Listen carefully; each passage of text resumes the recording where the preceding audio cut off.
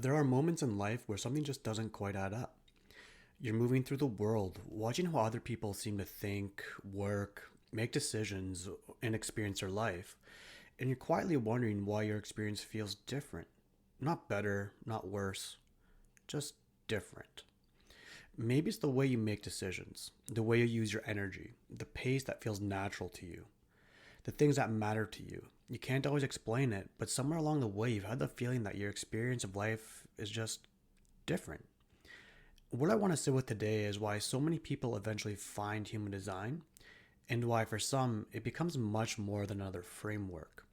Because I don't think what people are actually looking for is another system. I think what they're looking for is something that finally helps them understand themselves.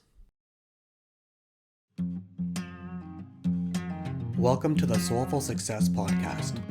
I'm Kyle Diot, a mentor and guide for those who have built a successful life but know there's a more authentic way of living. Together, we'll explore how to understand yourself more deeply, trust yourself more fully, and create success that's an authentic expression of who you are.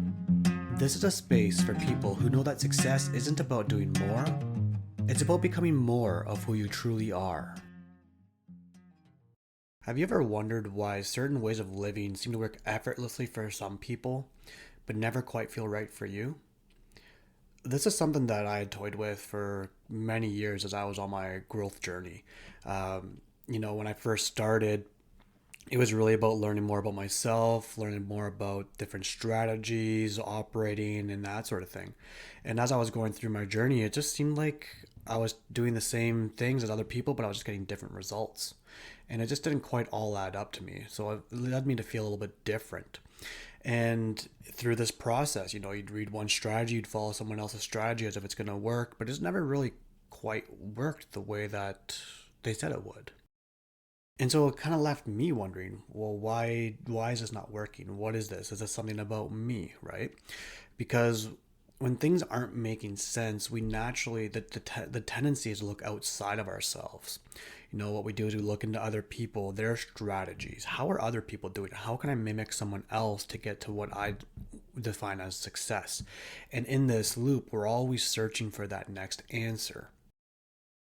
And it does kind of perpetuate some of that self-development loop there.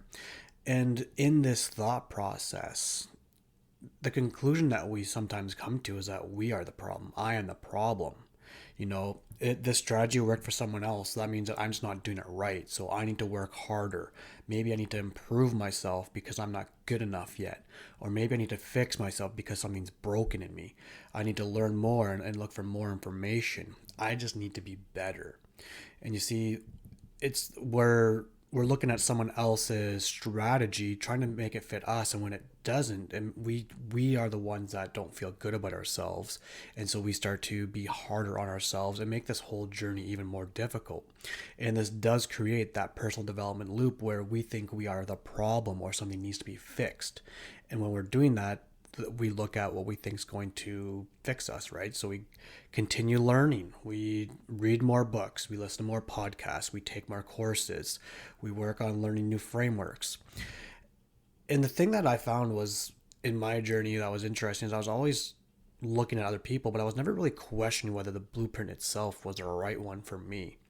It took a while for me to actually take a step back and wonder, am I just built a little bit differently? And this is something that I picked up on early in my career when I was in sales. Earlier in my career, I was in a few different sales type careers, and there's number based and that sort of thing.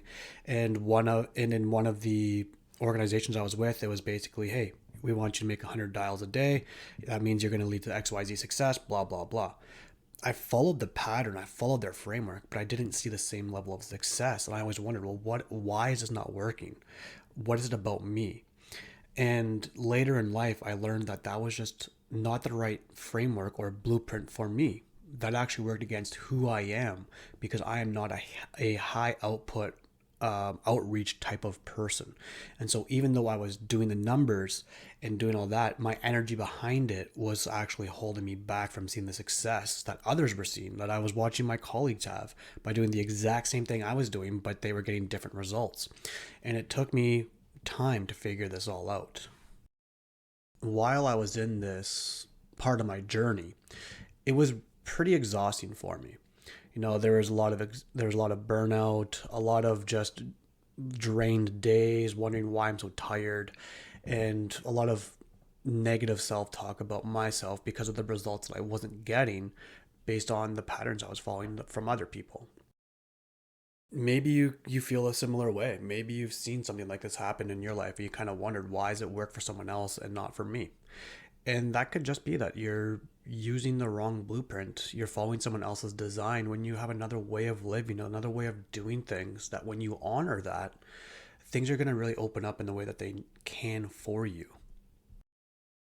It took many years for me to actually stumble into human design. And when I did, that was the one thing that really changed things for me. Because when I stumbled into human design, this is when I was finally felt recognized. It was a it was the first time that I could talk to someone who was a complete stranger, and if they looked at my chart, they could tell me things about myself that I just felt innately that I just didn't even know or have words for at first. So I felt really seen, recognized. Like there was actually like there's like a sense of relief. There's a weight off my shoulders because hey, this validates that what I knew. I knew I was built differently and I was designed to do things a little bit different than other people, but I never had the words for it. I never had the language for it. I didn't know what that really meant. I just had this inner knowing or this feeling that there's just something else, right? And that's I do attribute part of that to my personal growth journey and how there was something that was maybe a stone left unturned, so I did continue. But once I found human design, that's when I kind of stopped looking outside because it gave me the map to navigate the internal world for me. And when I discovered human design, it was really like there was a lot of information, don't get me wrong, but it was really confirming what I had known and what I'd been sensing. And it really allowed me to start trusting my inner knowing and to recognize that it's safe. And this was one of the first times that I actually start to trust myself more innately. Growing up, there's a lot of different things. Sometimes I would trust myself, sometimes not, and you live and you learn through it, right? And you think you're making sense of it, but when I found this system, it really helped me understand how I am meant to operate, how I'm meant to respond, how I make my best decisions, and that sort of thing. So it was really a great guide for me to start moving through life differently, more at my pace, and it really helped to actually interrupt the belief that I was the problem or that I was broken or that I need fixing. I came to realize I'm not broken. I don't need to be fixed. I just need to operate more in alignment with who I am and how I've been built. And through that, life is just going to open up in many different ways for me.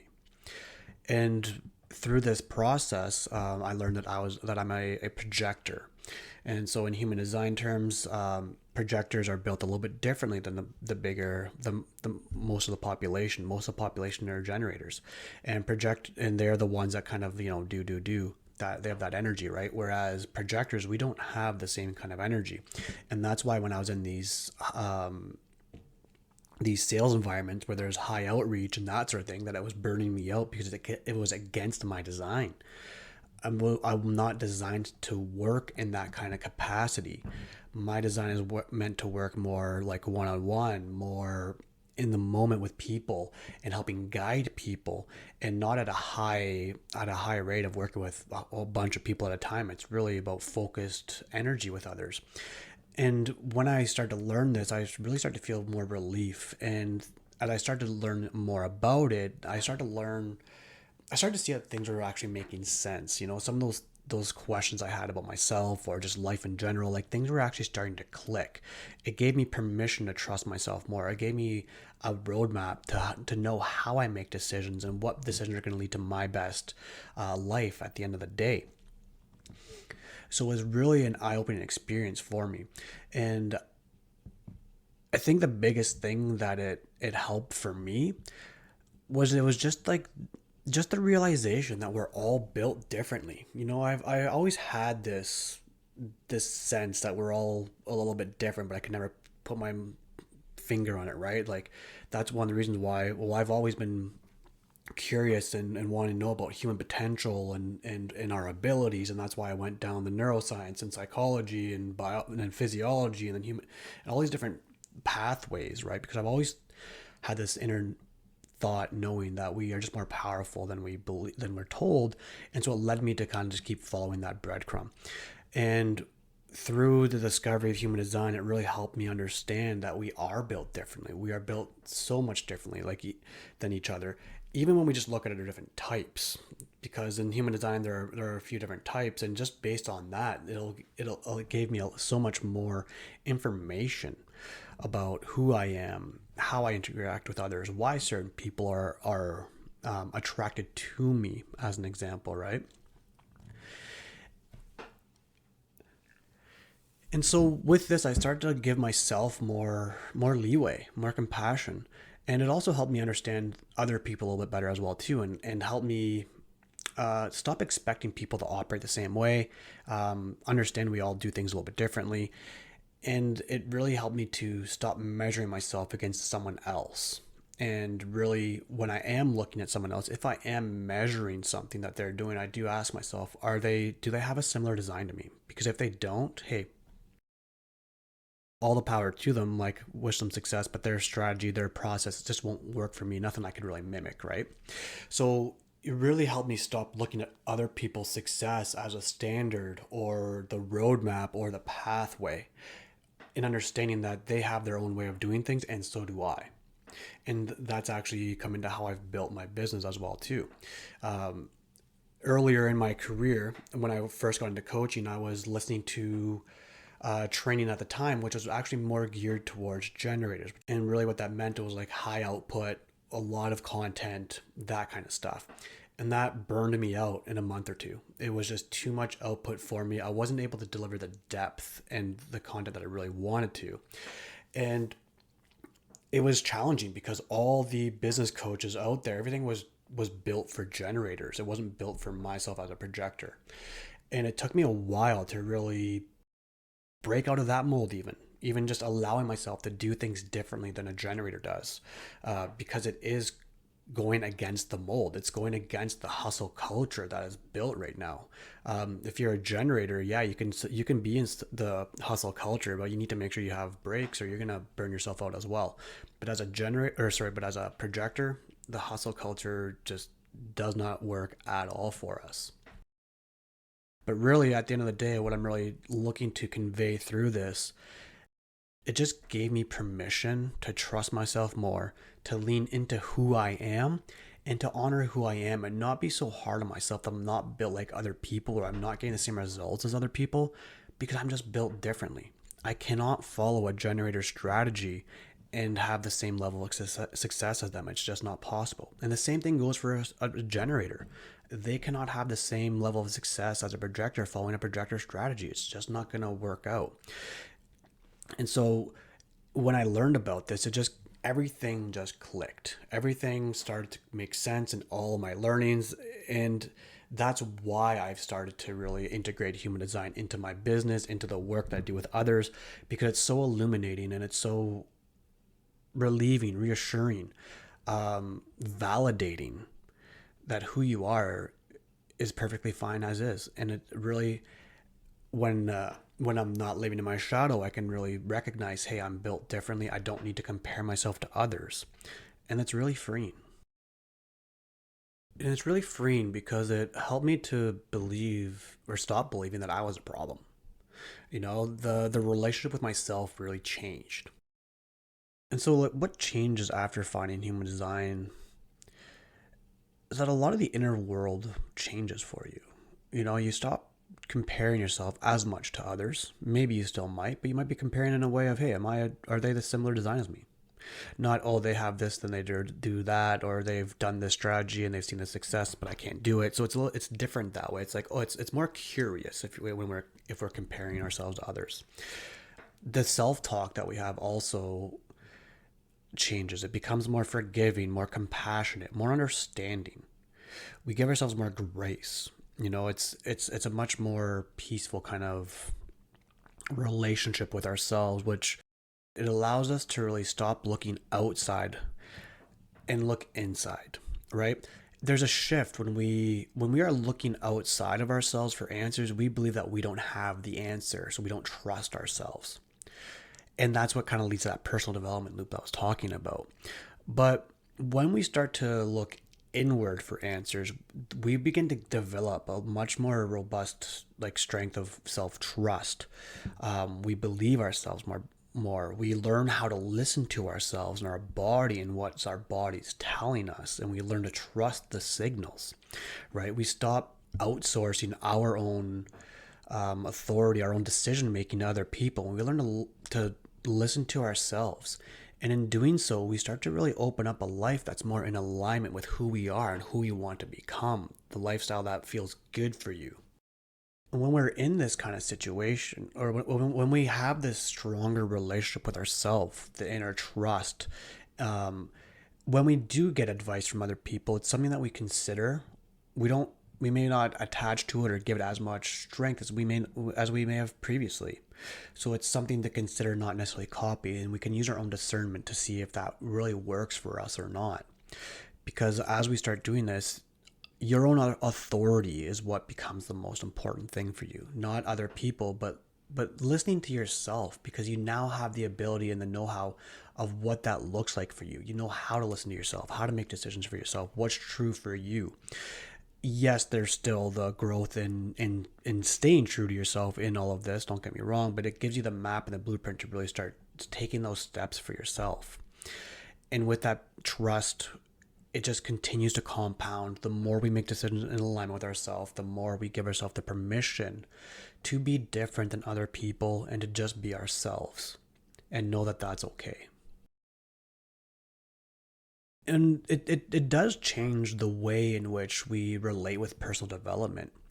You don't, it's not that you stop growing or you stop looking at or consuming information or taking in information from other people, but you stop trying to become someone else. You're not in it to try to become someone else or to fix yourself or to do all these things because you're broken. It really becomes more about returning to yourself. So the growth journey is more, can I honor myself more, who I am innately, and how can I allow myself to express that? And this is something that, from in my life, this is actually where as I mentioned earlier, like this is how I have built my business. I've built my business around my projector design, doing it my way, not the generator way. And it's a much different pace and just all around than what I'm used to. And there's some challenge to it, don't get me wrong. But I know that when I'm living in alignment with this, it's more true for me, because I know that if I want to go and do content, I'm just gonna burn myself out. So I needed to redo my business that way, and now it's allowing me to have more ease, more flow, and I'm able to be more creative when I need to be, and it's really helpful for me. And I think that human design became so integral for me is because it really wasn't another thing to learn. It was the piece that was missing for me when I was in my journey at that point. It was the glue that made everything make sense. It was the mirror that allowed me to see myself for who I truly am, and to honor that and to allow it and accept it, and not be as hard on myself anymore. And it really helped me to support my self trust and be less dependent on other people's advice, all these different things. And it was really the foundation for me that really kind of helped me go along this trajectory that I'm on right now, because I see the value in human design. Every time I do readings with someone that's new to it, like they finally feel like someone sees them for who they are. They feel truly recognized. They feel like they have a blueprint now for knowing how they are here to work, how they're meant to make decisions, how they're meant to live their life. And they can see how other people may have influenced them in different ways. And it's really freeing. It's opening. It's like a permission slip again, right? And the reason why I really like it and why it's part of the work that I do is because it gives us the ability to come back to ourselves. As I mentioned earlier in the episode, one of my earlier, or I guess one of my still passions, is understanding human potential and understanding how we can really tap into our full potential. And I believe that human design is one of the vehicles to help us get there. I believe that it is one of the vehicles to help us live in alignment with ourselves, how we're supposed to live, what we're supposed to create in this world. And when we do so, we open up those opportunities for ourselves. And that's why I really like to work with others, start to live in alignment with their design. It does take some time, right? Like I've been doing mine for about 6 or 7 years now, and don't get me wrong, like I'm better at it. I'm not perfect because it's a journey. It's an experiment. It's something that we experiment with daily, and we learn to trust more and more and more. And with this in mind, for the work that I do integration sessions. I don't do readings per se. They're a little bit different because if you go to someone who's going to give you a chart reading, for example, they're going to give you an overview of like your type, your strategy, your authority, and a few other things as well like that, right? They're going to give you information, which is great. We do need the information. Where I differ in this is I help people actually live into their design. We discuss how it's showing up in your life, how to integrate it more fully into your life. So this is something whether you could use, whether it's brand new to you or something you've been doing for a while. It's really the application of the human design, not just the learning component of it. And if that's something that you think could be helpful, great. You can find the link for my integration sessions in the show notes here. But I don't need this to be, hey, come and do a reading with me. I just want to share a little bit about myself with human design, why I like it, why I think it's so integral to our own growth and our journey and really understanding ourselves. Because I think it is one of the vehicles to really develop a deeper sense of understanding for who we are and how we operate on this planet. And so as I'm wrapping up here, I do want to share, like, as much as I am a supporter of human design, I've learned it, I've been studying it. It doesn't have all the answers. I don't want you to think that, oh, human design is going to give me all the answers. It doesn't. You have all the answers. It's an opportunity for you to listen to yourself more. It's a vehicle to help you develop more self-trust, more understanding, and gives you permission to change the way you live if you feel like something's off, because maybe you may not be living fully in alignment with yourself. So if you feel like something is off, there's a good chance that you may not be living in accordance with your design. And through human design, it helps you develop further self-trust so that you can make the decisions that are true for you. If something in today's episode resonated with you, and you're curious about human design, or maybe you've had your chart for a while but still find it difficult to actually live, that's exactly why I created the human design integration session. It isn't about giving you more information about your chart. It's about understanding how your design is already showing up in your life, where you may be still working against it, and what it can look like to begin living in more alignment with who you already are. If that feels like the next right step for you, you can book a human design integration session using the link in the show notes. Have an amazing day.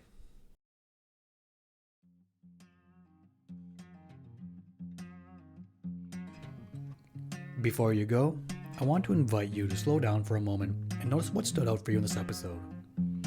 There's nothing to do with it, no insight to apply, no conclusion to reach. Just notice what stayed with you. A phrase, a feeling, or a moment that felt familiar in your body.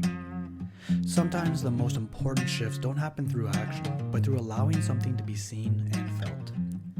Thanks for taking this time for yourself. I'll see you next time.